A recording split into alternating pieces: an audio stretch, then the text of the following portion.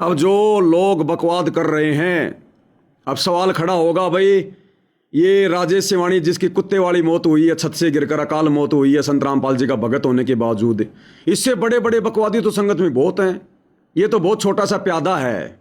ये तो एक तहसील का एक कोऑर्डिनेटर है सिवानी का, एक जिले का कोऑर्डिनेटर भी नहीं है, हिसार का भी नहीं है। हिसार में सिवानी गांव है, वहां का कोऑर्डिनेटर है।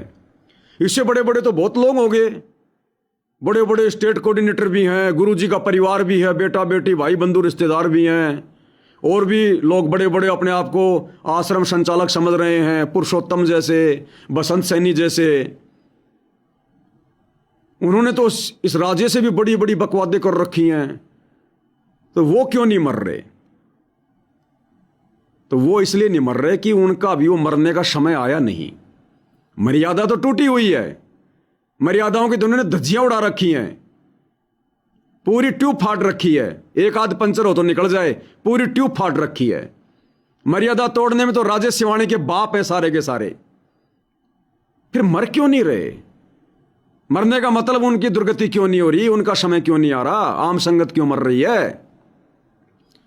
पाप और पुण्य, बैटरी कितनी चार्ज है, कितनी डिस्चार्ज है?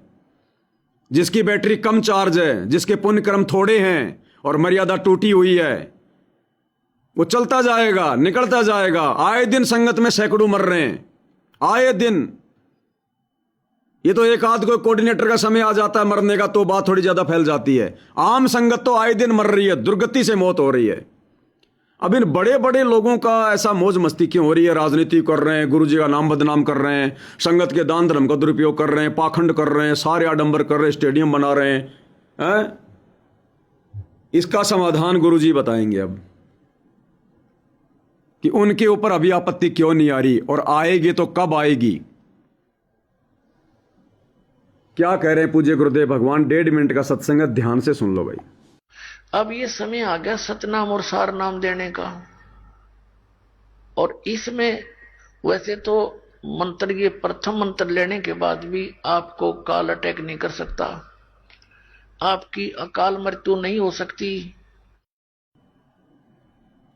क्या कह रहे हैं गुरुदेव? अब समय आ गया मोक्ष मार्ग का, और इस समय मर्यादा में रहकर भक्ति करने वाले की, जिसने प्रथम मंत्र भी ले लिया और मर्यादा में है, उसकी भी अकाल मौत नहीं हो सकती, काल का अटैक नहीं हो सकता। अगर प्रथम मंत्र भी किसी के पास है और यदि मर्यादा में है तो काल का अटैक नहीं हो सकता। अरे राजेश सिवानी के पास तो सार नाम भी था, सार शब्द भी था, कोऑर्डिनेटर भी था, लेकिन मर्यादा में नहीं था। अब सोचिए, कोऑर्डिनेटर की मर्यादा नहीं तो उसके नीचे संगत की कहां होगी?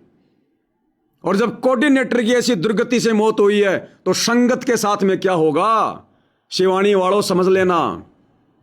अब बाकी कोऑर्डिनेटरों का, बाकी गुरु के परिवार का, उन बड़े बड़े उन बकवादियों का नंबर क्यों नहीं आ रहा अभी, जो बकवाद कर रहे हैं, बकवाद में सहयोग कर रहे हैं? तो गुरुदेव क्या कह रहे हैं? गुरुदेव कह रहे हैं कि मर्यादा तो टूट गई, लेकिन अभी उनका वो मृत्यु वाला संयोग आया नहीं,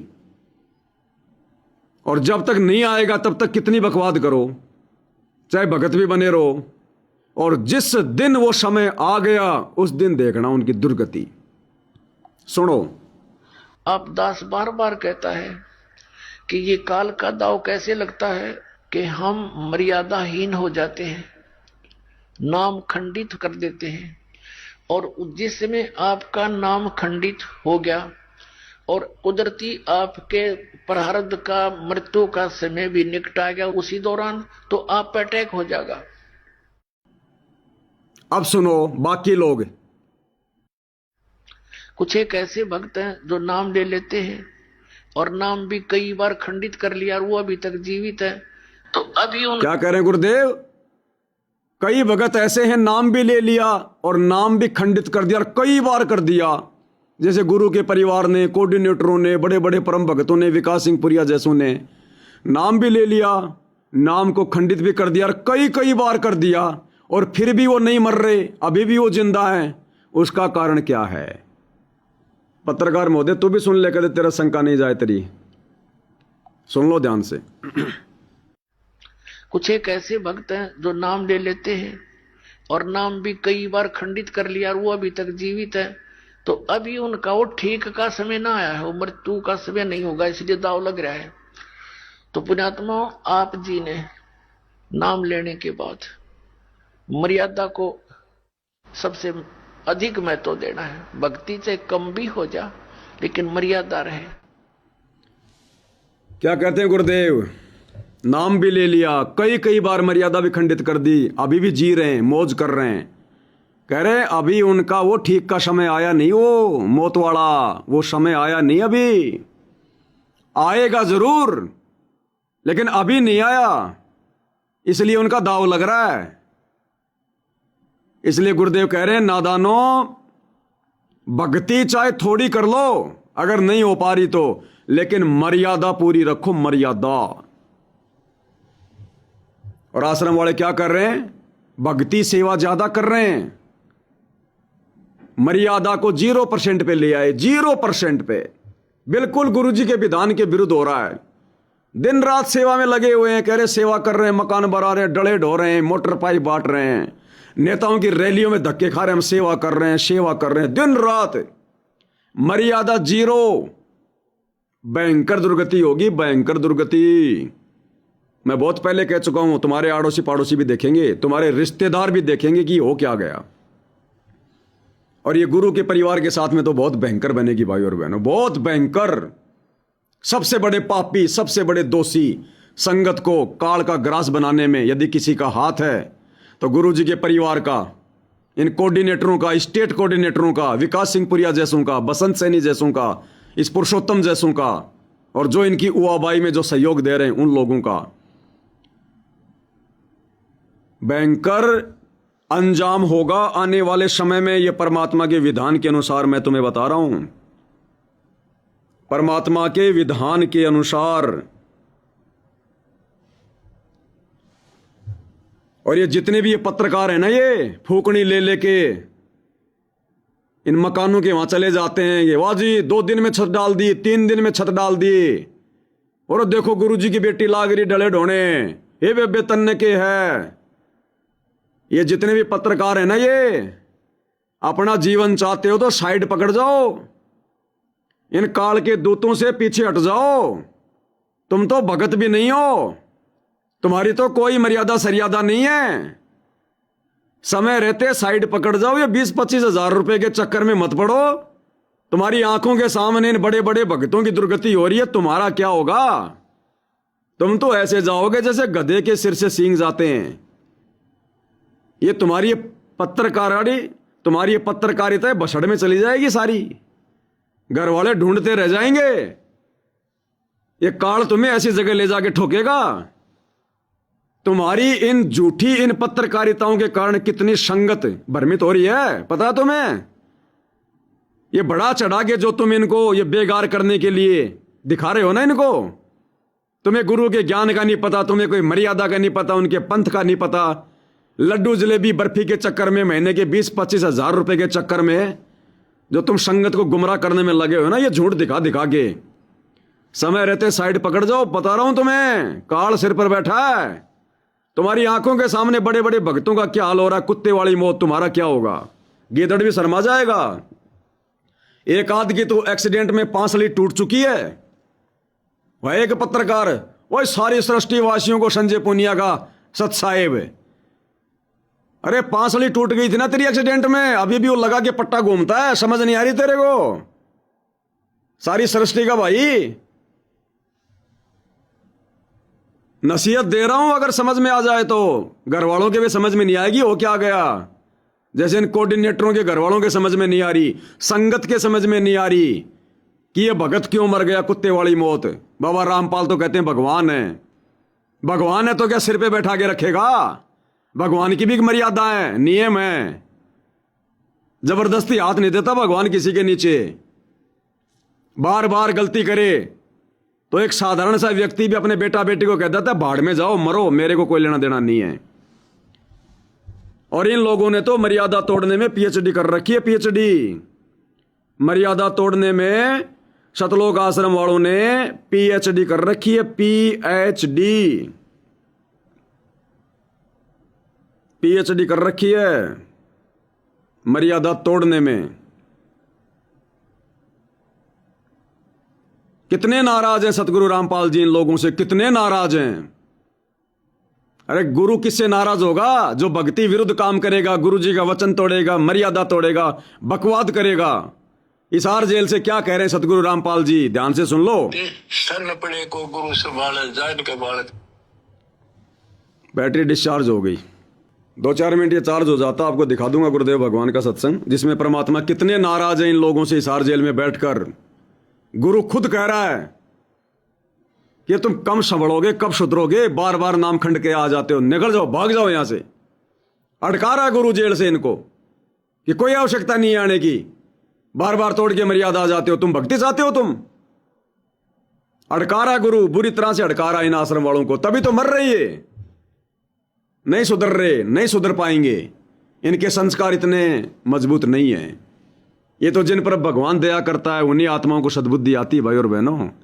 इसलिए गुरुजी बार बार कहते हैं, बच्चों ये सतभक्ति मार्ग, इस सतभक्ति मार्ग को समझना बच्चों का खेल नहीं है। यहां पीएचडी करना आसान है, सतगुरु रामपाल जी के भक्ति मार्ग को समझना बेहद मुश्किल है, बेहद मुश्किल।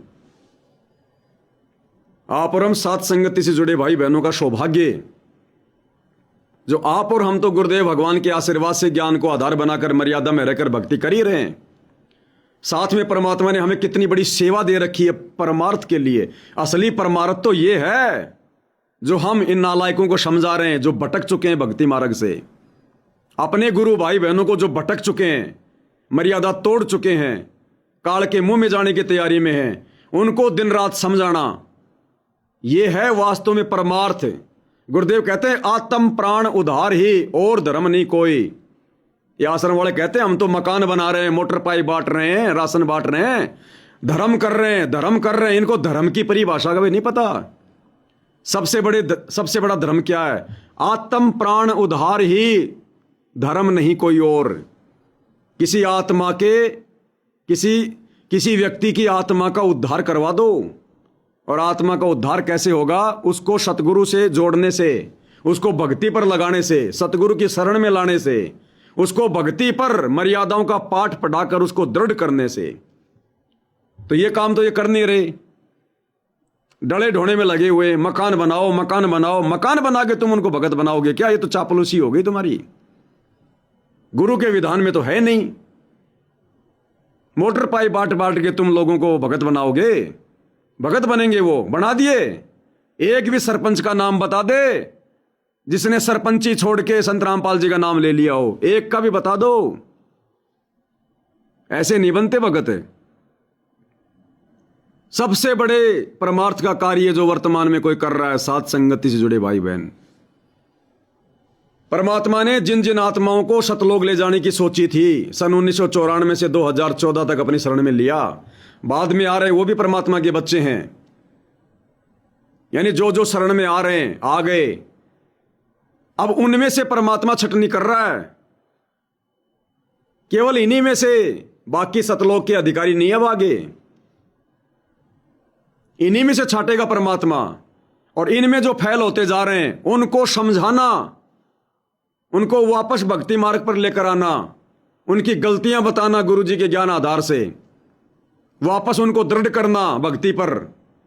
यह सबसे बड़ा परमार्थ का काम है, सबसे बड़े परमार्थ का काम। ये सतलोक आश्रम वालों की तरह गौशाला में 11 लाख रुपए देना, गौशाला में 2 ट्रॉली चारे की डाल के आ जाना, यह परमार्थ का काम नहीं है। आज तो तुमने गाय को घास खिला दी, अगले जन्म में शुअर बन जाएगी। क्या परमार्थ कर दिया? आज तुमने गौशाला में जाके गाय को चारा डाल दिया, गौशाला में 10 लाख का दान कर दिया। उस 10 लाख के दान में से उन गायों के हिस्से में तो मुश्किल से 2 लाख आएंगे, बाकी तो शराब मांस खाएंगे। वो अपने घर के काम में यूज करेंगे, उस पैसे को बर्बाद करेंगे। और क्या फायदा मिला उस गाय को जाकर वहां पर चारा डालने से? अगले जन्म में गाय बन गई गधा, फिर क्या करेगा? कौन सा तूने उसका आत्मा उद्धार करा दिया? क्या परमार्थ कर दिया तूने? आने वाले समय में भाई और बहनों 2028 के बाद कोई गौशाला नहीं होगी। परमात्मा सभी गायों को फ्री करवा देंगे। जानवर हैं, क्यों क्यों उनकी सेवा कर रहे हो फालतू में? वो भोग योनि अपना भोग भोग रही है, जैसे गधा अपना भोग भोग रहा है, भैंस अपना भोग भोग रही है। जंगल में दुनिया भर के पशु हैं, 84 लाख योनियां हैं। इंसान ने तो 2 4 5 को पाला है। 84 लाख योनियां, वो भी तो भटक रही हैं, उनको भी तो भगवान दे रहा है, खा रही है। वो इंसानों के भरोसे हैं क्या जो जंगल में घूम रहे हैं? परमात्मा सभी गौशालाओं को फ्री करवा देगा। निकालो इनको जानवरों को यहां से। इन जानवरों की आड़ में लोग अपना पेट भर रहे हैं, धंधा कर रहे हैं, कोई राजनीति कर रहा है। ये सब गौशाला तुड़वा दी जाएगी, फुड़वा दी जाएगी, गायों को छोड़ दिया जाएगा। इनको चरने दो इनको। भगवान सबका पेट भरता है परमात्मा। पो पाटी पगड़ा भया जागी जिया जून, सब काओं को देते हैं चोस समाना चून। वो परमात्मा चींटी को कर्ण, हाथी को मण, सबकी आवश्यकता के अनुसार देता है। उन गायों को नहीं देगा? अरे उस गाय योनि में उस पशु को डालने से पहले परमात्मा ने गौशाला खुलवाई थी क्या कि गौशाला में इनका पेट भरेगा? ये लोगों ने गौशाला बना ली गायों के बहाने अपना पेट भरने के लिए। जो परमात्मा पूरी सृष्टि को खिला रहा है उनको नहीं खिलाएगा? तो काल ने तो कर्म फुड़वाने थे इन आश्रम वालों के। गायों गौशाला में जा जाके शेड बनवाना है, 20-20 लाख रुपए देना, 10-10 लाख रुपए देना, चारे की ट्रॉली भेजना।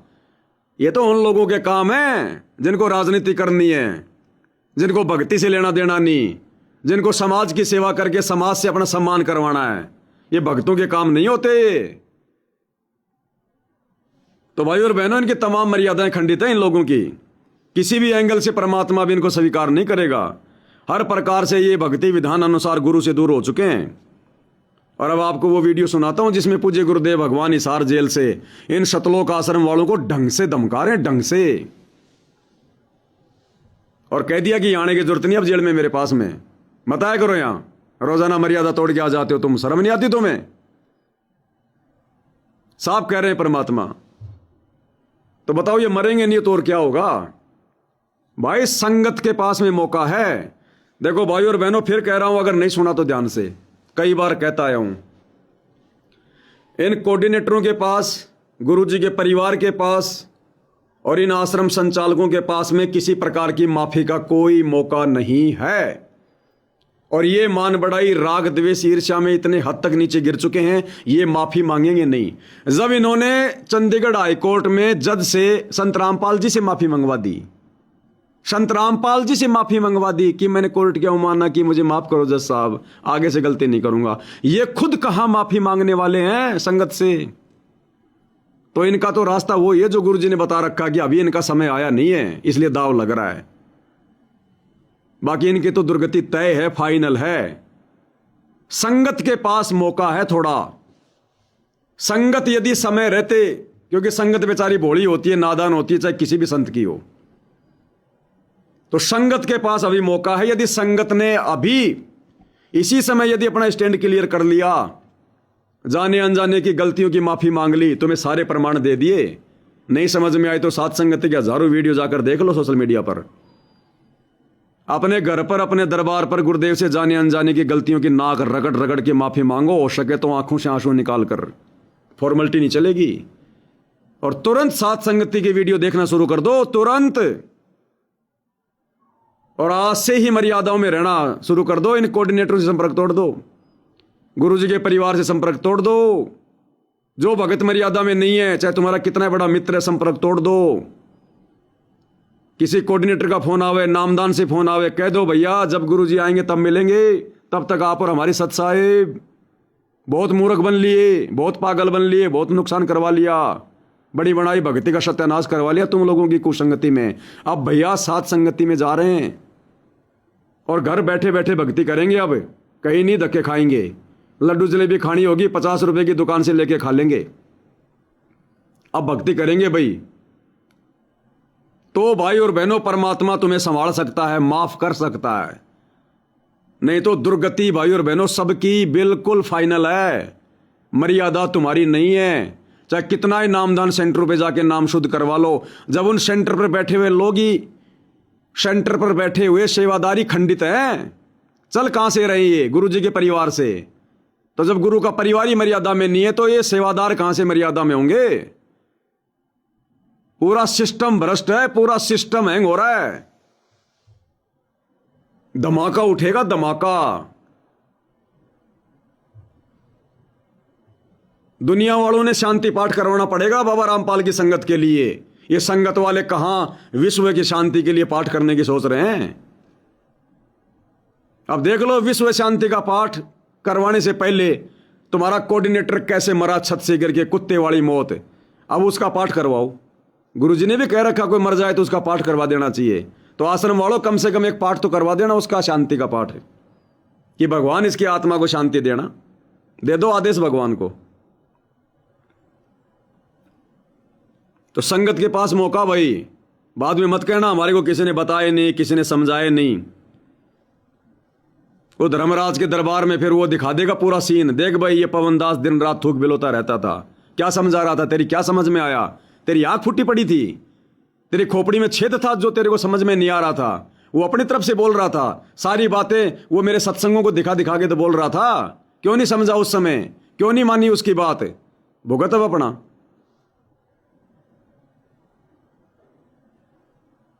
तो भैया इस परिवार से तो गुरुजी बेहद नाराज है। इनकी तो दुर्गति तय है, बस वो समय आना बाकी है। वो कब आवे वो देखना है। हमें तो कोई इंटरेस्ट नहीं है, चाहे भाड़ में जाओ, चाहे कल मरो, आज मरो, ना मरो, हमें कोई लेना देना नहीं है। हम तो भगवान का विधान बता रहे हैं। जिएंगे तो हमें क्या दे देंगे और मरेंगे तो हमारा क्या ले जाएंगे। हम तो केवल समझा रहे हैं, परमात्मा का विधान बता रहे हैं। हमें कोई खुशी नहीं है कि ये मरें। हम तो चाहते हैं, हम क्यों चाहेंगे? हम नहीं चाहते चाहे जिए चाहे मरे, हम किसी की कामना नहीं करते। संगत के पास मौका है, अगर बच सको तो बच लेना, नहीं तो दुर्गति दरवाजे पर खड़ी है सबकी। और गुरुजी किस हद तक नाराज हैं?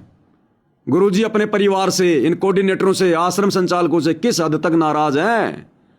ये गुरुजी का विशेष संदेश नंबर 69 सुन लेना ध्यान से, अगर नहीं समझ में आ रही हो तो क्या कह रहे हैं। कहते सन पड़े को गुरु संभाले जान के बालक बोला। गुरु का रोल इतना गजब का है इसके अंदर। और कहे कभी तुम संचित रखो जो सोई बटोरा।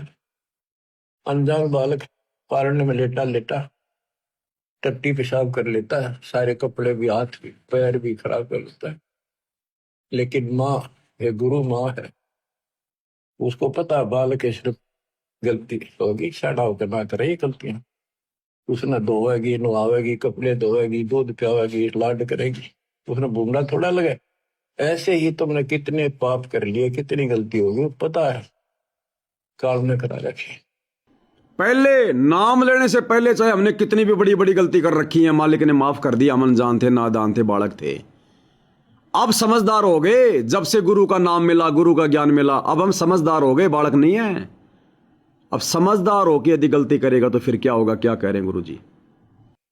तो सत्संग रूपी जल से आपको मान धोकर साफ किया जाता है। और बड्डा होकर कोई बकवाद करे, फिर टट्टी कपड़ा भरे तो जूते ला गया करे, वो क्या है? अब इतना ज्ञान समझ गया, तुम रोज नाम खंडित करके रखो। तुम भक्ति नहीं चाहते, बकवाद करो, कर लो, फिर अपनी जाओ, जाने की जरूरत नहीं है। इतना समझा दिया, ये असंग जन्म हो गए, तुमने ये गंदे कर्म करता ना। अब भी वही भावना बनी रही तो फिर के खाद सत्संग सुनकर क्या भक्ति करोगे? या भी डर नहीं बना तुम्हारे को? इतना भय हो जाना चाहिए। फूक फूक कदम रखो, जैसे माता गर्भ को रखे तंगला और ठेस लगे थे नाश हो जा, छन हो जा, ऐसे भक्ति नशा। समझदार के लिए काफी है ये सत्संग सतगुरु रामपाल जी भगवान का। किस हद तक गुरुजी नाराज हैं, उनकी आत्मा को किस हद तक ठेस पहुंचाई जा रही है। खून के आंसू रो रहे हैं गुरुजी। उनको दिख रहा है कि नालायक नरक में जाएंगे, गधे बनेंगे ये, इतना ज्ञान लेने के बाद भी, भगवान मिलने के बाद भी। और अनंत युगों तक नहीं संभालेगा फिर परमात्मा, अनंत युगों तक। तो गुरुजी के परिवार के पास मौका नहीं है, कोऑर्डिनेटरों के पास मौका नहीं है, आश्रम संचालकों के पास मौका नहीं है। जितने भी बड़े बड़े मायाधारी मस्करे भगत हैं जो उआबाई बक रहे हैं, संगत को गुमराह कर रहे हैं, गुरुजी के परिवार की चापलूसी कर रहे हैं, मौका नहीं है। तुम लोग मुख्य दोषी हो संगत की मर्यादा तुड़वाने में, तुम्हारे पाप का घड़ा जल्दी भरेगा। संगत के पास मौका है, संगत नादान है, बेचारी भोली है। लोगों ने ऐसे ही फायदा उठाया संगत का। इसलिए संगत यदि अभी भी आंख खोल ले, अपने गुरुजी से माफी मांग ले कि शरण पड़े को गुरु संभाले, जान के बालक बोला रे। और यदि सात संगति से जुड़ जाओ, सात संगति से जुड़ने का मतलब हमारा कोई आश्रम नहीं है, कोई नामदान केंद्र नहीं है, हमारे नामखंड नहीं होते, क्योंकि हम मर्यादा नहीं तोड़ते। ना यहाँ कोई आपका आधार कार्ड लेते, ना कोई फार्म भरवाते, कुछ नहीं। जैसे हम लोग अपने गुरु जी को परमात्मा मान के, परमात्मा कैसे माना? सात संगति की वीडियो देख के। आप लोगों ने भी देखने पड़ेंगे, Facebook page Pawan Das is live देखने पड़ेंगे भाई। अपने गुरु को परमात्मा मानो, अपने घर को आश्रम बनाओ, परमात्मा का दरबार लगाओ। वो दाढ़ी मूछ वाली वो कबीर की नकली फोटो फेंक दो, उसको चाहे फाड़ो चाहे कोई मर्जी करो, कोई मतलब नहीं, कागज का टुकड़ा है। गरीबदास जी की फोटो, दादा गुरु की फोटो, पंडित चिदानंद जी की फोटो, कोई फोटो नहीं। केवल अपने गुरु जी की सिंगल फोटो रखो। एक के सादे सब सदे, सब सादे सब जाए, माली सींचे मूल को फले फूले गाए। गुरु और परमात्मा को जो दो मान के चलेगा वो कुत्ते की योनि में जाता है। गुरु गोविंद दो नहीं भाई, जब तक दो मानोगे दो जग में जाए, नरक में जाएगा भगत। और जैसे सत्सेवक भाई बहन 5 दीपक वाली थाल के साथ आरती कर रहे हैं, अपने भगवान की आरती करो। विधान है, पहली आरती हर दरबारे, तेज पुंज जहां प्राण उधारे, पाती पंच पोप कर पूजा, देव निरंजन और न दूजा। ये परमात्मा संध्या आरती की शुरुआत में पहली चौपाई में कह रहे हैं। पत्थरों की आरती उतारा करते थे, भगवान की नहीं उतारोगे, लेकिन उतारोगे जब गुरु को भगवान मानोगे। भोग लगाओ अपने गुरुदेव भगवान को अपने घर पर भोग की आरती के साथ। भोग की आरती नित्य नियम की पुस्तक में लिखी हुई है। संध्या आरती के बाद में छोटी भोग की आरती, बड़ी भोग की आरती, उसके बाद भोग लगाने की विधि। मोको कहां ढूंढे रे बंदे, मैं तो तेरे पास में, यहां से शुरू होती है। और लास्ट कहां होगा? आज लग्या साहिब को भोग दीन के टुकड़े पानी का। लगाना शुरू करो भोग परमात्मा जी को, भगवान आया हुआ है। कब पहचानोगे नादानो? और सात संगति की वीडियो देखो, मर्यादा मत तोड़ो, संपर्क तोड़ दो इन आश्रम वालों से, काल के दूतों से हमारा कोई लेना देना नहीं। पीट करके भी मत सो इधर, फिर देखो परमात्मा कैसे नहीं दया करेगा। अरे जब उसके विधान में आ जाएंगे, जब गाड़ी वापस रोड पे आएगी तो आराम से चलेगी। आश्रम वालों ने तुम्हारी गाड़ी नदी नालों में ठोक रखी है, ब्रेकर ही ब्रेक करें। तुम गुरु गुरु कर रहे हो, सोच रहे हो चल रही है गाड़ी, और मर जाओगे फिर ऐसे ही। और मर रहे हो, बड़े बड़े मर रहे हैं। तो संगत वालों के पास मौका है सुधरने का। बाकी भाई कहते ना गई भैंस पानी में। बाकी तुम्हारा काम खराब हो लिया तगड़ा वाला, बता रहा हूं तुम्हें। सौपन में भी माफी नहीं है, सौपन में भी परमात्मा इतना नाराज है। आश्रम वालों से परमात्मा इतना नाराज है, चाहे भगत हो चाहे गुरु का परिवार है। अगर समय रहते नहीं माने, नहीं सुधरे, माफी नहीं है सौपन में भी। दुर्गति दुर्गति है, ध्यान रख लेना। फार्म भर दिए तो मैंने तगड़े वाले।